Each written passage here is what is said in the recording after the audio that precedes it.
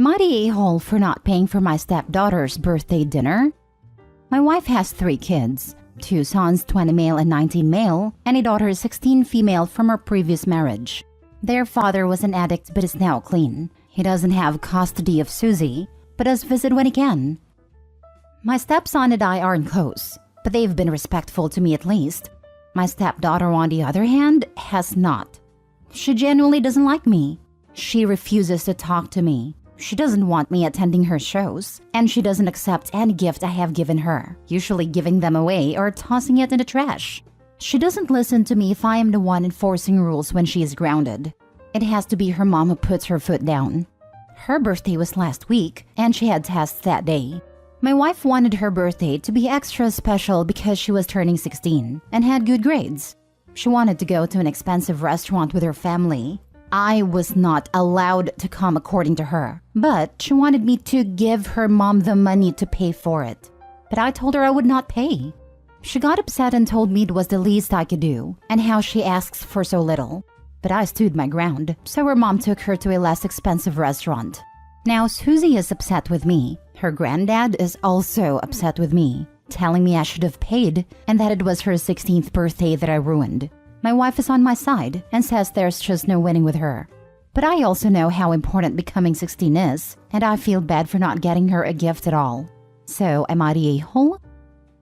Now for the top comments. Not the a-hole.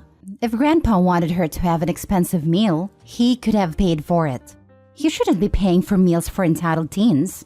She needs an attitude adjustment. You cannot like someone and still be polite. Not the a-hole. You ruined nothing. Susie wants things her family can't afford. That's life. She has made it incredibly clear that you are not her family and that she wants nothing from you. Wish granted. And 16 is an anniversary of being born, not an accomplishment.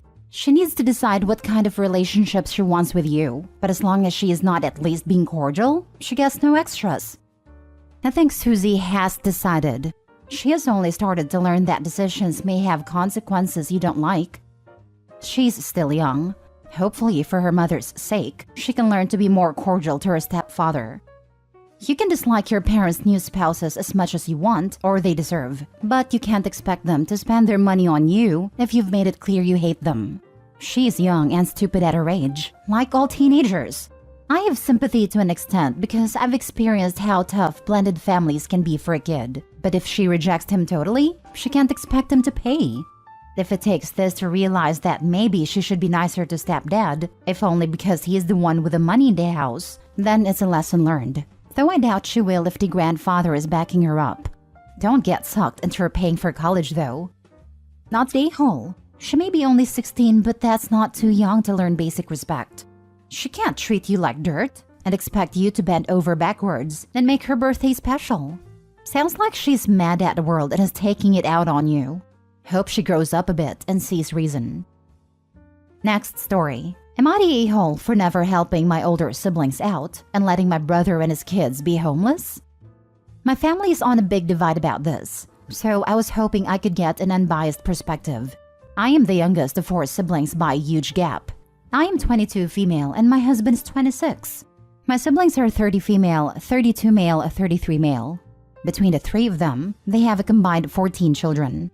They all have multiple children. None of them went to college and they all work lower paying entry-level jobs. While I graduated last year, started college and high school, and I work as a nurse. My husband works on planes, but I don't want to say what he does specifically. Our household income is about $200K, when average where we live is about $80K, I think. This is all relevant. My parents like to host big family functions for every holiday, and they bring the whole family together. Ever since I was a teenager, my siblings have always asked me for favors, mostly to babysit. I did it for a while when I was around 16, but quickly realized they didn't appreciate anything, and there was nothing in it for me, so I stopped.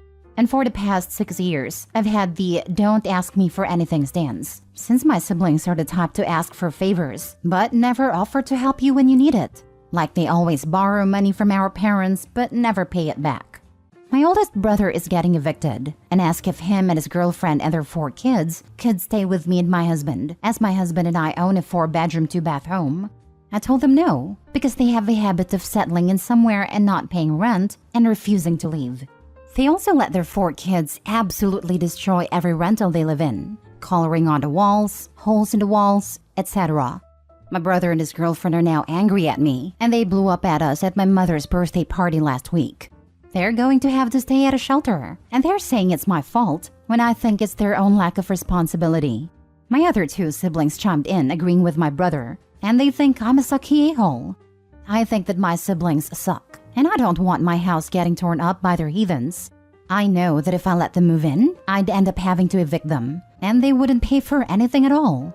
I think it's not fair that they always ask me for money just because I make more money than they do. And they treat my husband and I like we're some kind of upper-class snobs because we worked hard and made good choices in life to be able to buy a house early.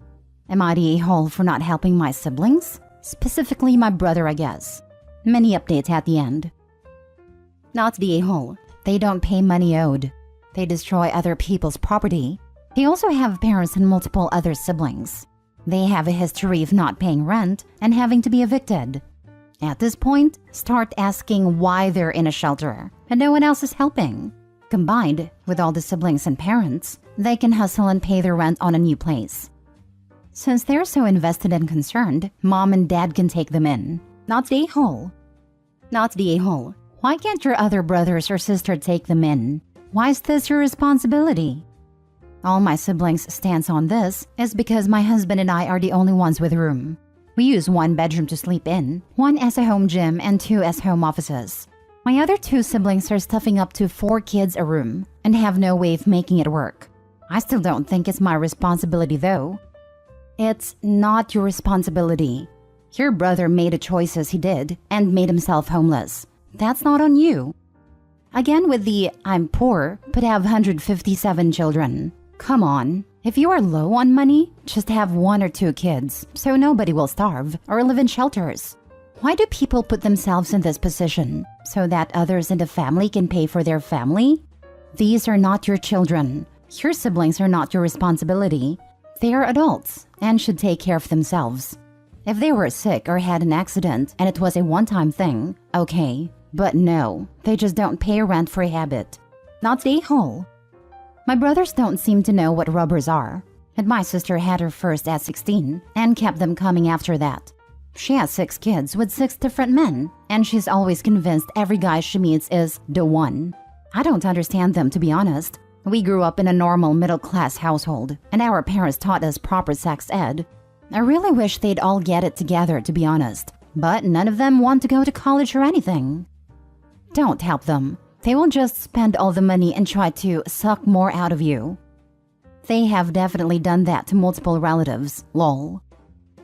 For the mini update, I'm offering to pay for everyone to get a vasectomy or tubes tied this Christmas and giving my brother enough money to cover the red roof in for a week. That's it. All I'm doing for anyone, and they better not call me ever because I'm not answering. Next story. Am I the a-hole for choosing to celebrate my sister's birthday instead of my dad's wedding? I, 27 male, have always been close with my younger sister Mary, 20 female. Mary has been overlooked by my dad from the moment she was born. My dad never wanted a daughter, and tensions with his ex-wife, Mary's mom, led to him basically excluding her from everything. Nothing she ever does is good enough for him, and she is often excluded from family gatherings. I, on the other hand, always try my best to include her, or even take her out just the 2 of us, to make her feel better. But it's obvious that being excluded hurts her a lot. I am my dad's golden child, and grew up spoiled, and while she tries not to show it, I can tell Mary's jealous of the attention my dad gives me. So a month from now is Mary's 21st birthday, and she's very excited about it. I live in a different state, but I made a promise to fly over on her birthday so that I could take her to get her first drink. We have been planning this for months, and I already got the tickets. Meanwhile, my dad, 56 male, is currently engaged to Janice, 57 female, and a few days ago he texted me, letting me know that their wedding plans changed, and they plan to get married in her parents' yard on June 8th. He said he knew it was short notice, but they agreed that a small ceremony would be better, so they could go to the beach for their honeymoon while it was still nice. Now, my problem isn't the short notice. My problem is that June 8th just so happens to be Mary's birthday. Like, not a day before or later. No, he plans to get married on his daughter's birthday. I brought that up, and my dad brushed it off saying it's just a date. And it wasn't like my sister was going to celebrate her birthday with us anyways. I told my dad I had already plans to fly down and celebrate Mary's birthday with her, and I wouldn't be able to make both events. He seemed shocked by this and asked why I didn't just cancel for his wedding since I'm already paying to come down. I could even bring Mary along and celebrate her there if it means that much to me. I'll admit, this angered me because the least he could do was acknowledge his daughter's birthday. I told my dad that I plan to spend my day with Mary, and the only way I will come to his wedding is if she is invited and decides to go. He tried to argue with me, saying that birthdays comes every year and weddings don't, to which I responded that this is his third, so it's not that special, but my sister turning 21 is. My dad hasn't spoken to me since then, but Janice and other family have been calling and texting me nonstop. Janice even told me that my dad has been crying and miserable over what I said, and that my selfishness has ruined their wedding. I'll admit that what I said may be harsh, but I also stand by it. I am not the one being selfish here, and if my dad wants his child at his wedding so badly, he can have all or nothing. However, my dad and family are still mad at me and saying that I'm being petty and ruining his big day. So am I the a-hole? Not the a-hole. I would bet every penny I have that your dad did this intentionally. Screw him. The only valid reason to go to his wedding is to crash it with Mary and make a scene. Not that I'm suggesting this. He's already on marriage number 3. And do you really want to sit through any more of those than you have to? Crash or don't, but I'm the flavor of petty to drop technically true information in order to cause maximum chaos.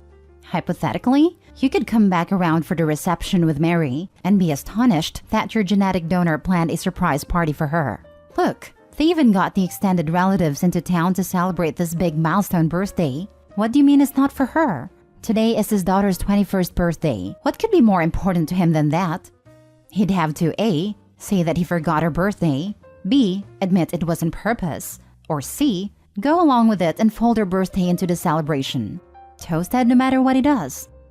Nah, just tell him you'll make up for it in his 4th wedding. Not the a-hole. Pick your sister. She deserves at least one family member who cares about her. Your dad can have Janice and keep crying. If his marriage to Janice even lasts that long, because his dad is such moronic jerk to jinx his own wedding and marriage by having it on his daughter's birthday, I think the pressure and stress of knowing Opie will always pick a sister over his father is going to make father ruin that 3rd marriage, leading to a 4th wedding/marriage.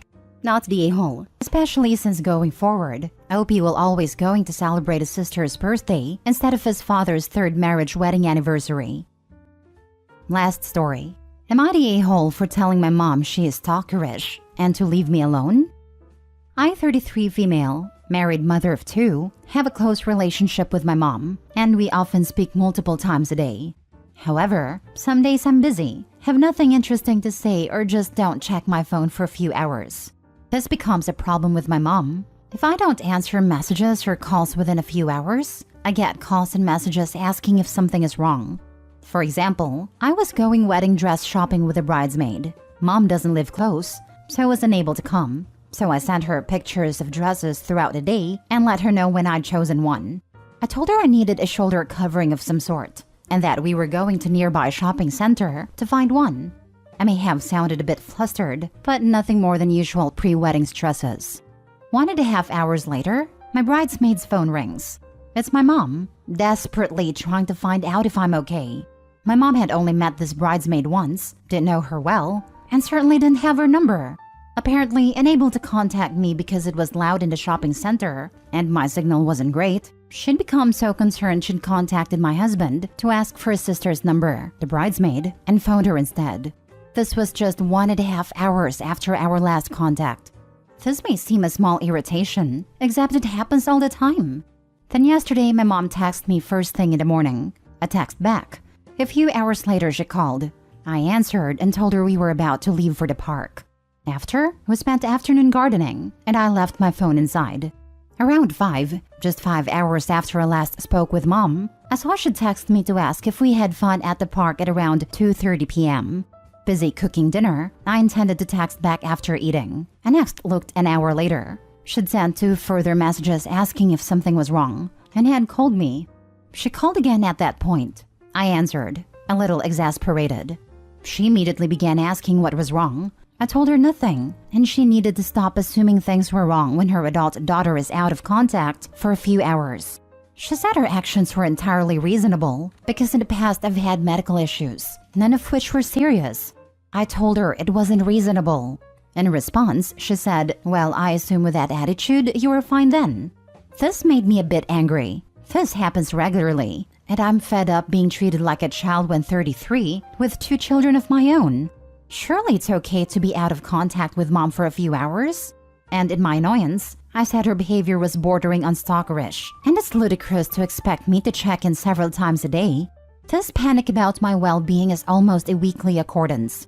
We haven't spoken since, but she deleted the messages she sent yesterday. Unsure what that achieves, but she tends to act like a wounded puppy when I bring this up. Each time, I feel guilty for hurting her feelings. But should I feel guilty? Am I the a-hole? Not the a-hole. You need to set major boundaries with your mom.